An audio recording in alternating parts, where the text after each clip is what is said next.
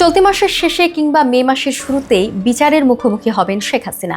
একই সঙ্গে শুরু হবে জুলাই আন্দোলনে গণহত্যার বিচারও, এমন তথ্য দিয়েছেন প্রধান উপদেষ্টা। আল জাজিরাকে দেওয়া সাক্ষাৎকারে জুলাই গণহত্যার বিচার ছাড়াও নির্বাচন সংস্কার ও সাম্প্রতিক চীন সফর নিয়ে কথা বলেছেন ডক্টর ইউনূস। তিনি বলেন, পতিত সরকারের নেতাকর্মীদের লুটপাট সহ গণহত্যার বিষয়টি জাতিসংঘের মানবাধিকার কমিশনের প্রতিবেদনে উঠে এসেছে।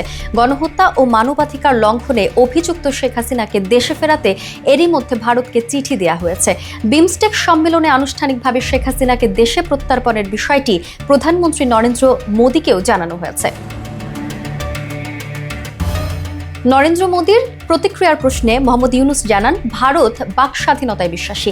তারা সামাজিক যোগাযোগ মাধ্যমে শেখ হাসিনার বক্তব্য প্রচারে নিষেধাজ্ঞা দেওয়ার এখতিয়ার রাখে না বলে জানিয়েছেন দেশটির প্রধানমন্ত্রী।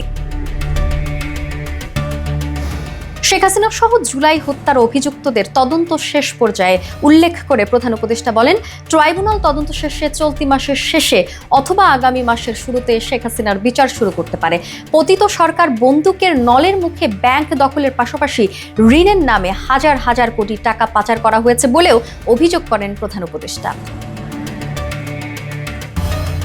যুক্তরাষ্ট্রের ট্রাম্প প্রশাসনের সঙ্গে বৈরী সম্পর্কের গুঞ্জনের বিষয়টিও পরিষ্কার করেন তিনি। জানান, যুক্তরাষ্ট্রের সঙ্গে বাংলাদেশের গভীর সম্পর্ক, সেই সঙ্গে আঞ্চলিক জোট সার্ক ও বিমস্টেককেও আরও সক্রিয় করার আহ্বান জানান ডক্টর ইউনূস।